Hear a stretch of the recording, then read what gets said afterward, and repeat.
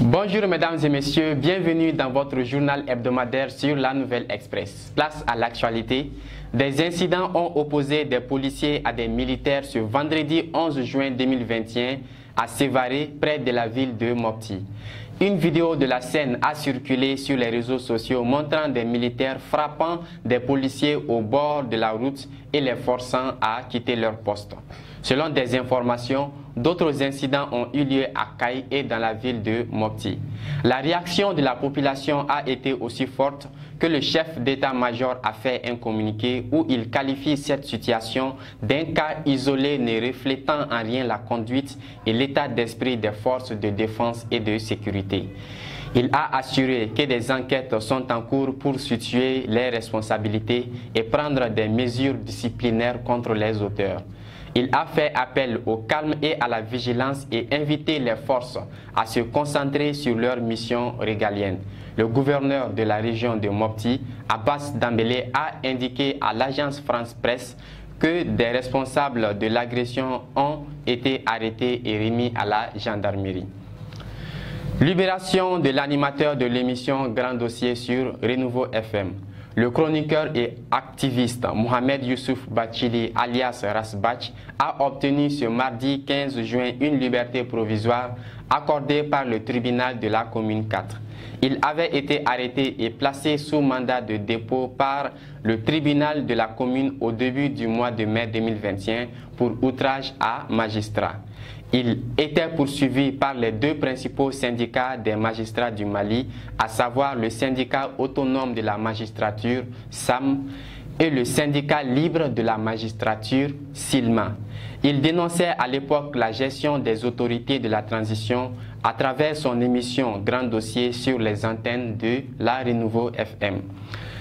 Mohamed Youssouf Bachili retrouve sa liberté provisoire après plus d'un mois à la maison centrale d'arrêt de Bamako. Un nouveau deuil dans le monde de la culture au Mali. La célèbre cantatrice Tata Bambo est décédée au début de cette semaine à l'âge de 61 ans. L'annonce de son décès est tombée ce lundi 14 juin 2021. L'artiste a pris sa retraite musicale à cause des problèmes récurrents de santé depuis quelques années. Fille de Djeli Ba Kouyaté, célèbre joueur de Goni, Tata Bambo a commencé à chanter depuis avant l'indépendance au Mali. Elle animait les cérémonies de mariage et les baptêmes. C'est au lendemain de l'indépendance en 1962, alors qu'elle n'avait que 12 ans, que son morceau nommé Bambo fera du succès et lui donnera le surnom qu'elle portera jusqu'à son décès ce jeudi. Ces chansons riches en enseignements et en leçons de sagesse continueront à faire des échos au sein de la galerie musicale malienne. Paix à l'âme de cette célèbre cantatrice. Hors de nos frontières, l'ex-président ivoirien Laurent Gbagbo est de retour dans son pays après 10 ans d'absence. Il avait été débarqué du pouvoir à la suite d'une meurtrière crise post-électorale qui a fait environ 3000 morts en Côte d'Ivoire. Après sa capture par les rebelles soutenus par l'armée française, son rival Alassane Ouattara s'installera à la présidence. Laurent Gbagbo sera ensuite envoyé à la CPI pour être jugé pour crimes contre l'humanité. Après une dizaine d'années de détention, il a été acquitté par la chambre de première instance de la CPI le 15 juin 2021 avant d'être acquitté définitivement par la chambre d'appel de la même cour le 29 avril 2021. Son vol a atterri à l'aéroport d'Abidjan devant une foule impatiente, enthousiaste et joyeuse malgré le bloc de gaz lacrymogène jeté par les forces de l'ordre pour disperser les gens.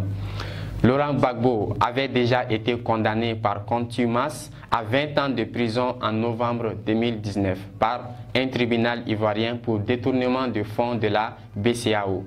Après le message du président Alassane Ouattara dans lequel il annonçait qu'il pouvait retourner au pays et bénéficier de ses privilèges d'ancien président de la République de la Côte d'Ivoire, Laurent Gbagbo est aujourd'hui chez lui. Changement des têtes au sommet du pouvoir suprême en Israël. Après un règne de près de 12 ans, soit le plus long depuis la naissance de l'État d'Israël, Benjamin Netanyahou cède son poste de Premier ministre à son ex-bras droit, Naftali Bennett. À la faveur d'un jeu de coalition, l'homme est devenu dimanche le 13e Premier ministre d'Israël. Le Parlement du pays lui a donné son approbation par un vote de 60 voix contre 59, soit une majorité qui ne tient qu'à un fil. Naftali Bennett est le leader de Yasmina, un petit parti de la droite ultranationaliste et religieuse. Il est un défenseur de la colonisation des territoires palestiniens, un ancien homme d'affaires qui s'est engagé dans la politique il y a 8 ans à côté de son ex-mentor Benjamin Netanyahou qu'il vient d'évincer. Sa coalition rassemblant des partis de gauche ainsi que de la droite met de côté les sujets sensibles comme la colonisation de la Cisjordanie ou la création d'un État palestinien, mais il pourrait ressurgir en cas de tension à Jérusalem-Est, de violence en Cisjordanie ou de guerre avec le Hamas.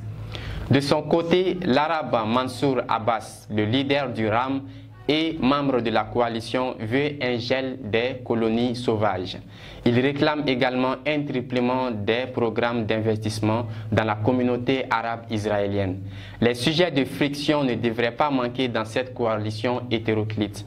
Naftali Bennett et Yair Lapid, l'initiateur de la coalition. Conquête spatiale. La Chine a lancé ce jeudi son vaisseau dans l'espace dans le cadre de la mission la plus ambitieuse du pays. Il s'agit du premier vol habité pour la Chine en près de 5 ans. Les 3 astronautes de la mission doivent séjourner 3 mois dans l'espace. Compte tenu de la concurrence actuelle du pays avec les Américains, la réussite de cette mission est cruciale étant donné que ça coïncide avec la fête du centenaire du Parti communiste chinois. La Chine s'est résolue à construire sa propre station spatiale dans l'espace après le refus des États-Unis de la laisser participer à la Station spatiale internationale ISS. Le trio chargé de porter la mission a subi plus de 6000 heures d'entraînement, dont des cubultes en piscine en combinaison spatiale afin de s'habituer aux sorties en pesanteur.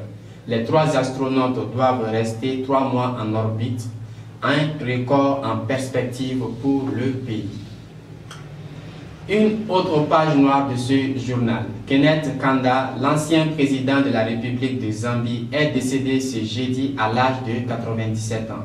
Il a dirigé le pays pendant 27 ans et est le premier président de la République de la Zambie indépendante du 24 octobre 1964 jusqu'au 2 novembre 1991. Il est évincé du pouvoir à la suite de sa défaite au scrutin présidentiel face au syndicaliste Frédéric Chiluba. Né le 28 avril 1924, fils d'un pasteur émigré de Malawi, Kenneth Kanda est un des rares Africains de son pays à avoir bénéficié de l'instruction à l'école coloniale. Fervent disciple de Gandhi, il lutta pour l'unité des ethnies de la Rhodésie du Nord, la Zambie actuelle, afin de vaincre le racisme et la discrimination que subissait son peuple colonisé. Dans les années 1960, il crée l'UNIP, United Party for Independence, c'est-à-dire le Parti uni pour l'indépendance, et devient la seule élite noire de l'époque à s'intéresser à la politique en Rhodésie du Nord. En 1964, l'UNIP remporte 55 sièges sur 88 lors des élections législatives. Ainsi, Kenneth Kanda devient le premier ministre de la Rhodésie du Nord. Il négociera l'indépendance qui sera accordée le 24 octobre 1964 à la Rhodésie du Nord, qui deviendra plus tard la République de Zambie. Durant son règne, il fera de son parti UNIP le seul parti autorisé et dans lequel les 70 ethnies du pays seront représentées afin d'éviter l'éclatement du pays nouvellement indépendant. À la fin des années 80, face aux problèmes économiques internes et à la pression internationale, Kenneth Kanda laisse souffler de nouveaux vents de la démocratie qui aura raison de son régime avec l'accession au pouvoir de Frédéric Chiluba en 1991. Au cours de ces mois de juin 2021, Kenneth Kanda a été hospitalisé à Lusaka d'après son cabinet dans un bref communiqué. Il est décédé ce jeudi à l'âge de 97 ans. C'est tout pour ce journal. Merci de l'avoir suivi. Nous vous donnons rendez-vous pour une nouvelle édition de notre journal hebdomadaire sur La Nouvelle Express. En attendant, portez-vous bien et bon week-end à vous.